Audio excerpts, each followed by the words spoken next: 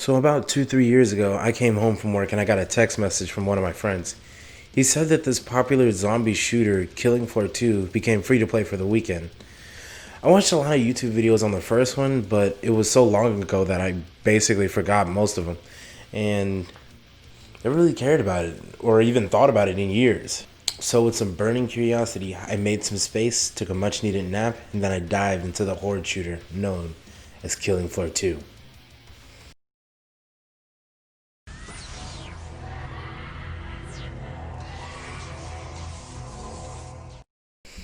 Killing Floor 2 is a first-person co-op horde shooter that's set in a world overrun by a mad scientist and his ambition for world domination.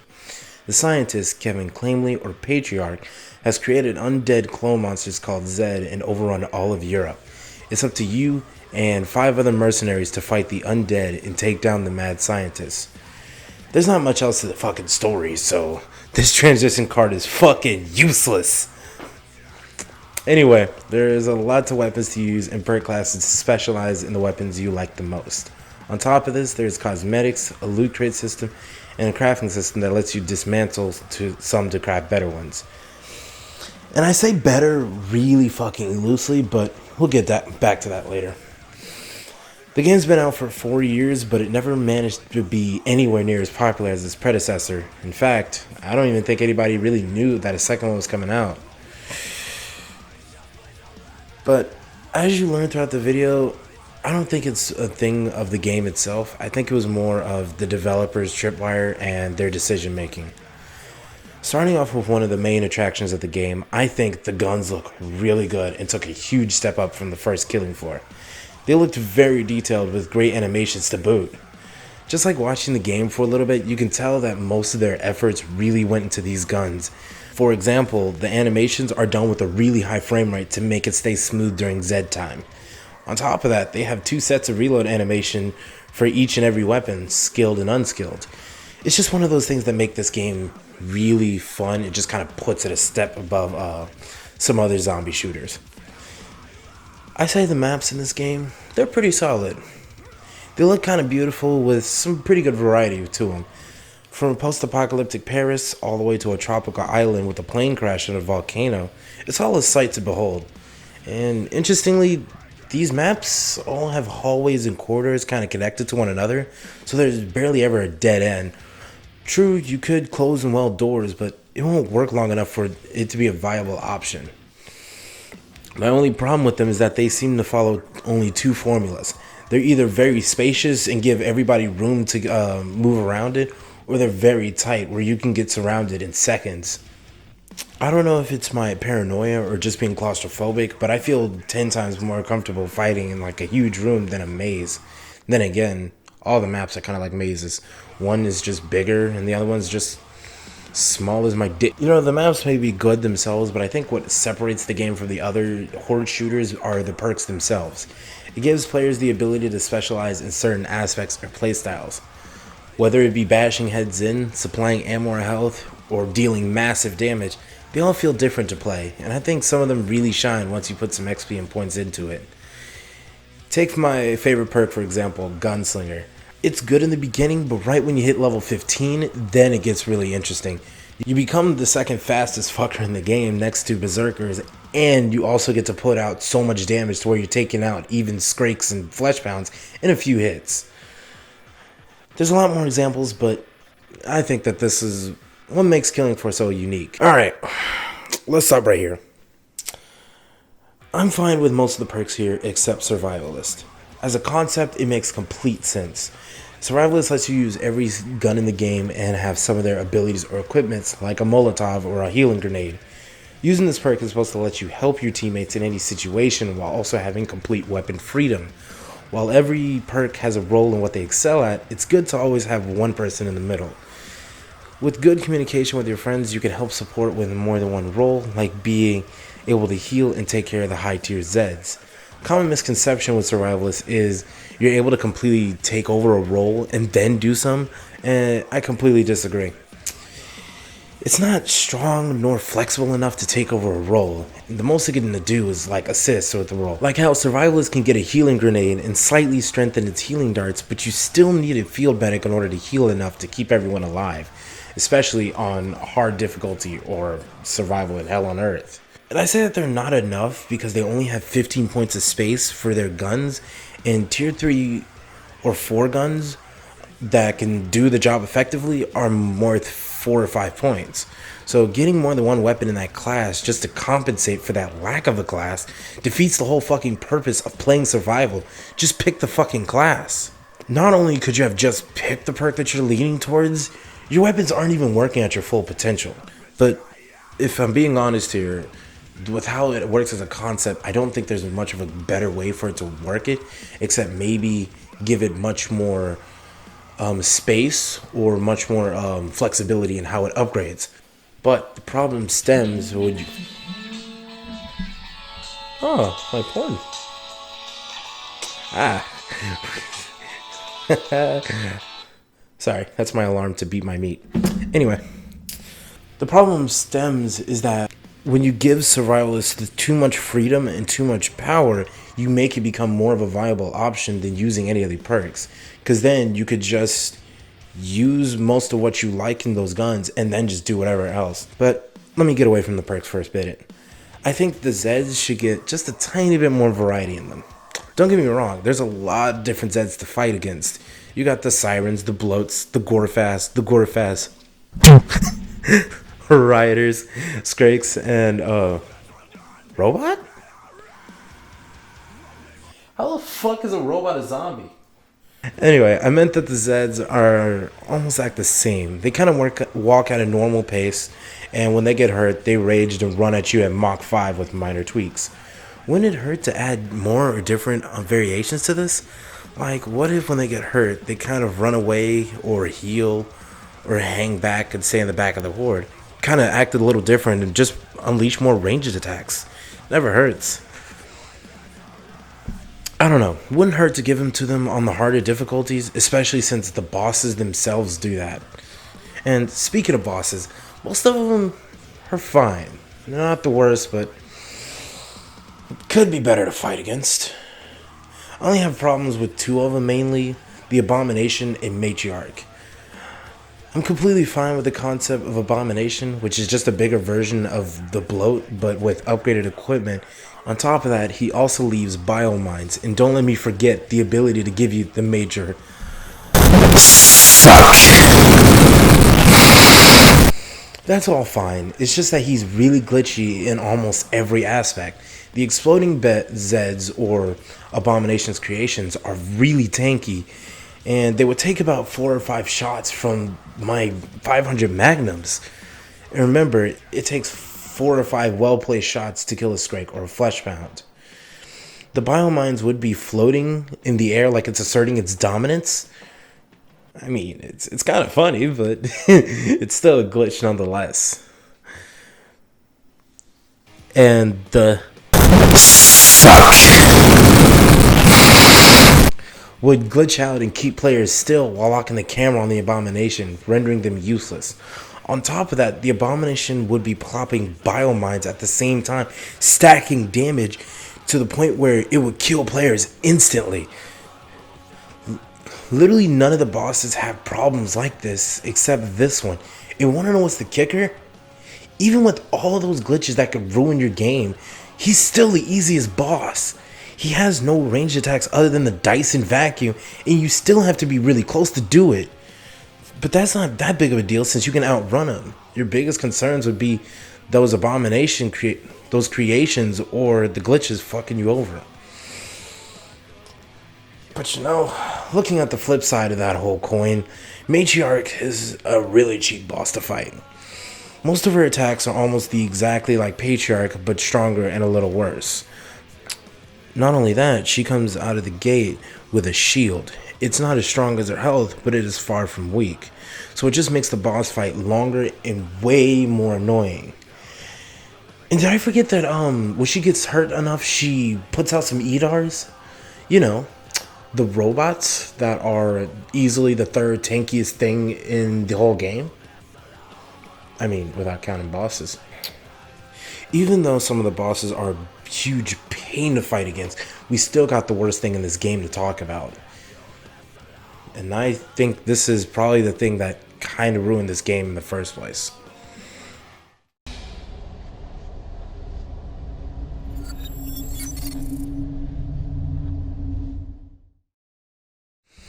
Okay, you and I both know that there are very few games that even have a sliver of a good microtransaction or cosmetic system. And I can barely name a few that I actually like or don't mind even buying into. Like, for example, Fortnite or... No, I really don't have any other examples. Do you want to talk about Fortnite? This game is no different when it comes to the microtransactions. In fact, I think it's almost touching EA tiers of how bad this is. But here, let me explain. After a match, there's a chance to get an item. From a skin, outfit, accessories, craftable, or a crate, that shit's all up in the air. Now, getting a crate isn't hard. In fact, you get them very often. The problem is, they're locked. Who the fuck's sending me porn? Ooh, I'm saving that for later. Now, getting a crate isn't hard. In fact, you get them pretty often. The thing is, they're locked. And you have to buy a one-time use key with real money to open said crate. And the one-time key costs right around $3. On the bright side, it does support the developers and keeps the content updates free. For the most part, anyways. The crates seem to be thrown together. Some crates have a certain theme to it, like a neon camo or multiple guns, or with ones with Halloween mask. Those are okay to me, but they're a dime a dozen. You're mostly stuck with the ones where there's a whole lot of random skins thrown together, so it's a waste to open it unless you play most of the classes, you fucking tryhard. What they should have done was make more perk related crates. I mean, I definitely wouldn't mind flexing on casuals, you know, show them a good old skin or two. I mean, they're expecting me to put out $3 to $5 a crate. It's the least they can fucking do. With all that in mind, I want to take a shot at their crates and buy some keys. I wanted to go for a small bundle of keys and a crate, and I noticed three things. One, there are no bundles for keys. There's only bundles of crates with keys to open them. Two, I can't see what's in the crates at all like I could for the ones in my inventory. So I have no idea what I could get. I can't even preview the skins like I could in my other games. So then all you get is this shitty 240p JPEG image. That should tell you enough right there how much they care.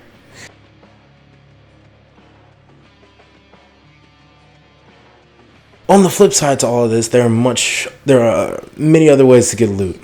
You have the weekly mode, you got prestiging, or the dodge vault. While you play matches, the money you make in-game gets put into a vault. If you earn enough, you can get an unlocked crate. However, all the items you get are all vault themed, and let me say, they're not that impressive. If you earn enough, you can get an unlocked crate. However, all the items you can get are all vault themed, and let me say, they're not that impressive. You may get a cool skin or accessory, but that's after getting deep-throated by all the fucking pajamas. All in all, I'm not impressed with the microtransactions, and I thought that's the end of how bad it can get. But then, Grim Treatments and Holiday Yuletide came out.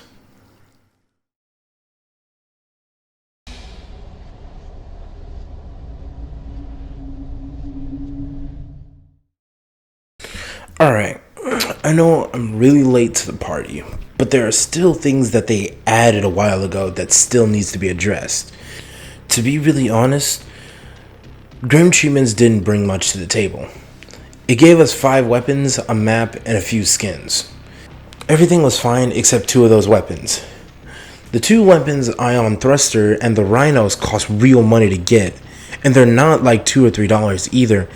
They're $10 fucking dollars for each one, and they're not even tier 4 guns either. How fucking stupid is that? Well, one of the pluses to them, I guess, are the new mechanics. The Rhinos have ricocheting bullets that spew shrapnel and damage enemies, but they're really effective against the trash Zeds. And the lightsaber charges up when parrying, and when released, it releases a huge heat wave. They also added a weapon sharing system where if one person bought it, the entire squad can use them. Weighing both the good and bad of these guns, there's no doubt that the bad outweighs the good. but a couple tweaks and maybe I could see more people fucking with them. Starting with lowering the price and taking away the gun sharing system. I'll be kind of honest, I feel like the only reason why it even has that $10 price tag is because of the weapon sharing system. The guns feel like they're about $2 or $3 to me. Secondly, they should bundle them, like maybe both of them for $5. And lastly, they should probably make these guns cross perk or higher tier. I mean, if you really think about it, these guns are only for one class and survivalist, so it kind of forces you to choose one of those classes in order to even use them. Not only that, if your friends want to use them, they have to choose the perk too. And it's a stupid idea to have more than 2 people on the same class, especially if you're playing Suicidal or Hell on Earth. Don't forget, they're not even tier 4 or 5, so that means they would have to either spend loads of dodge to make it slightly better or grab better weapons. I really don't expect them to make all of these changes, but I expect them to do something about this whole thing. And you know what? They did. But out of the 4 things that I complained about, guess what they fixed? They bundled them. That's it. For $15. Looking at the 3 most recent content updates, they look like they doubled down. I'm not gonna lie, it's completely fucking stupid because this means that I have to shell out $15 a fucking update for 2 weapons that aren't even the strongest of the class. I don't know, man. At this point, I really don't care if they put in like a season pass, like Fortnite or something. Because for God's sake, this shit is just horrid.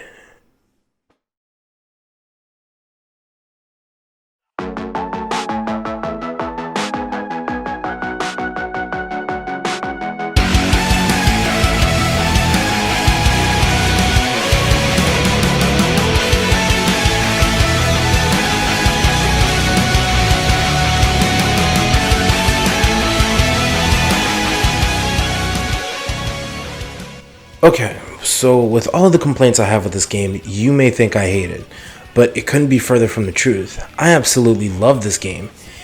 In fact, I poured over 250 hours in the past year just to make this video. It's just that there's a lot of problems that I simply can't ignore, even after all of those hours. Point is, I could see more people playing it. They just need to do a makeover and address most of these problems. And it's not like it's a hard thing to get, because if you actually put time and effort into our stuff, you could definitely see a good improvement. And this game really isn't that bad, especially when it's that type where you can kind of just jump in with friends and just kind of have a grand old time. I don't think it's a good idea to buy this game right now, even on sale. Mostly because these problems have been going on for a while and they either take too long to fix them or they don't at all. For fuck's sake, Abomination had these problems since Krampus' lair, and it took them until Neon Nightmares to fix most of it.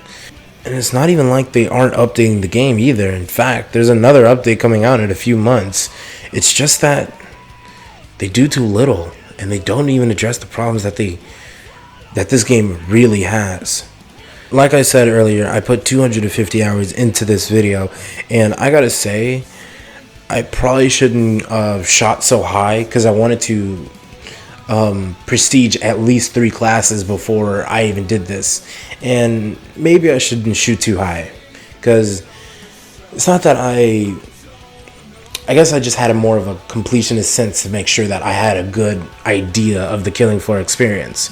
And I probably should have just relaxed it a bit. So with that note, I think that'll be it. I don't know when the next one's coming out. Don't ask, because you're not going to get a good-ass answer. But if you see my fucking upload history, you know you probably won't get another one until next year. Well, I'm going to go mess around with that black, white, and orange website. I heard they have Mrs. Foster there. See ya. Collapsing in on yourself. I don't know why. I tried.